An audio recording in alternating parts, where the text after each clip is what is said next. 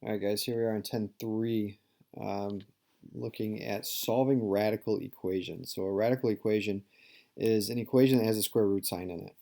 Um, and so we dealt with kind of graphing these last week, and now we are going to be solving them. So the first thing that we got to do is we got to get the square root sign by itself.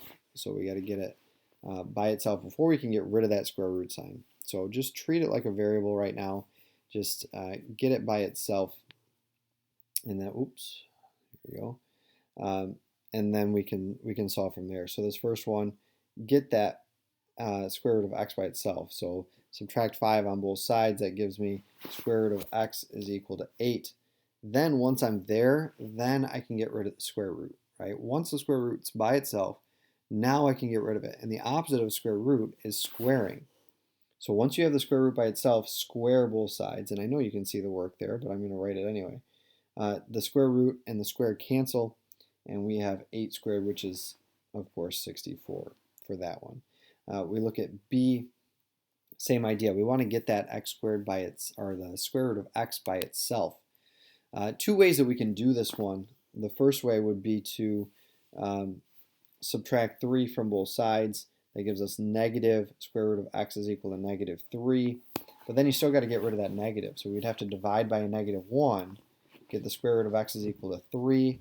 Then we can square both sides to get x is equal to 9. Okay, that's one way that we can do it. The other way that we could do that one is if it's minus the square root of x, let's add the square root of x. If I add the square root of x, that's going to give me 3 is equal to the square root of x right away. All right, a little bit quicker, saves a step. That cancels out. I'm left with 9 is equal to x. Now, since we are squaring, we don't have to worry about positive and negative. Okay, so not like we did with solving quadratics. It's just one answer. It's just that positive there. So that's a good thing. So that's the basics of it. Okay, that's what we're looking at. We're going to see some different types of questions, right? These are all kind of the same thing. We get into a little bit more here. We have this problem that you'll see. If we are solving this one, you got to get what's under the square root by itself first. So that's everything else. So that means we're trying to keep this together. You're not doing anything with that square root of x plus 2 until everything else is on the other side. So you got to get rid of that plus 3 first, right? Subtract 3 on both sides. We get down to 4 times the square root is equal to 16. And then divide by 4 on both sides. We divide by 4 on both sides. Now we've got that square root by itself. And now that the square root's by itself, now we can square both sides. The square root and the squared cancel each other out. I'm left with x plus 2 is equal to 16. It's a nice, easy question to solve from there. The common mistake here is to try to get rid of that minus 2 before, or that plus 2, try to subtract 2 before we can get the square root by itself and square it. So get the square root by itself, then square it, then we can deal with what's under it. Okay, that's what we're looking at here. The next one, if you've got square roots on both sides, well, if that's all there is a square root on both sides, then square both of them. All right, take that, square both of them, because that's going to cancel out, that's going to cancel out. I'm just left with 2x minus 1 is equal to x plus 4, and then I can pretty easily solve that from back in chapter 1. So if you got square roots on both sides, that should be no problem. Square both of them and just solve what's underneath. Should be fine there. The next one, this one is cubed instead of squared. That's fine. I'm sure you could have guessed, if you didn't even see it here, you guessed what to do. Instead of squaring it, you're going to cube it. To get rid of a cubed root, you cube it.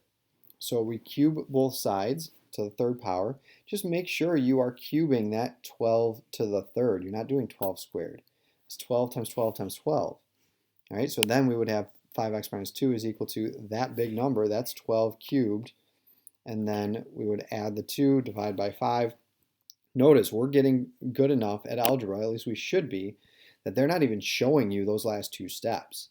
They get to this 2-step equation that we learned about in chapter 1, and they're just giving you an answer because they trust that you can do it. I still, you still should be showing the steps. You may not have to show the plus 2 on both sides anymore, but you should be showing the 5x is equal to 1730. Right? Still show that step and then divide by 5 and get that answer. That's fine. Okay, and we get that answer there. All right, so if it's cubed root, then we cube both sides. All right, and then we get into kind of the harder part here. And so we're going to do this one, and we're going to do this one. I'm going to do this one instead of just showing it. We got the square root by itself, so that's good, right? That's the first thing we have to do is get the square root by itself. And then we square both sides. We square both sides, that's going to give me x squared is equal to x plus 6. Great. But now we have to solve this. Okay, and we have got an x squared. And remember, anytime you have an x squared, that's a quadratic equation. So we need to get everything over the same side. Yes, we are going back to chapter 9 here. We got to get everything going to the other side. So that's going to be x squared minus x minus 6 is equal to 0. And we got to solve it. So that's solving by square roots. That's solving by factoring. Solving by quadratic formula if we need to. In this case, we can factor it. That's x minus 3, x plus 2, which means my two solutions here are 3 and negative 2. 3 and negative 2 for my two solutions. When I do that, though,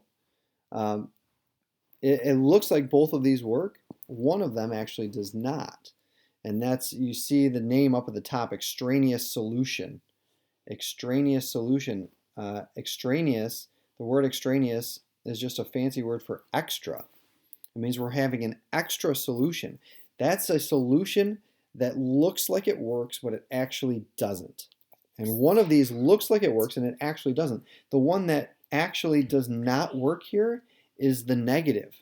That one does not work, and I'll show you why. When we go to plug that back in, if I go to plug that back in, I now have negative 2 is equal to the square root of negative 2 plus 6.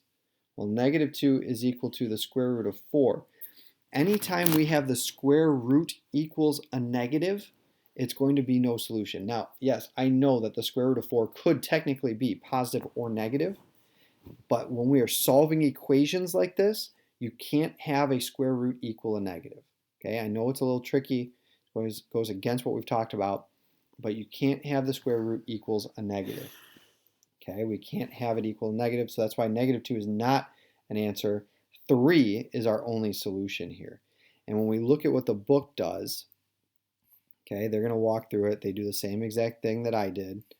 They factor it. They get their two solutions. Now we check it, right? Square root of 4 is 2. Negative 2 is not equal to 2. That one does not work. So that is an extraneous solution. So the only solution is the one that when you plug it back in actually works. Anytime you have the square root is equal to a negative, it's not going to work. That is an extraneous solution. Very important that you look at that. Anytime you get two solutions like that, you have to double check. You have to plug it in. A lot of times it's going to be the negative one that doesn't work. Not always though. But double check it, plug it back in. Make sure nowhere in your problem do you have the square root equals a negative. Speaking of, when we see this one, okay, we solve this one out. We got to get that square root by itself. We subtract 13, we have square root of 5n is equal to negative 10. You can stop right there. The book does a whole lot more, or at least 2 or 3 more steps. You can stop right there. Because remember, anytime you have the square root equals a negative, it's no solution. It doesn't work. So the square root equals a negative, so we can say right away that this is no solution. Okay, no solution. Anytime you have that negative equal or square root equals a negative. So be aware of that. As soon as you see it, just stop because you're done, right? So those are the types of extraneous solutions. Don't worry about example 7 on there. It's just a word problem. You can look through it if you want. I don't think you're going to see anything like it. So extraneous solutions, probably the hardest one. So watch the videos on big ideas if you need to. Read through the book again. Look at the examples. But I think we should be good to go there on 10.3.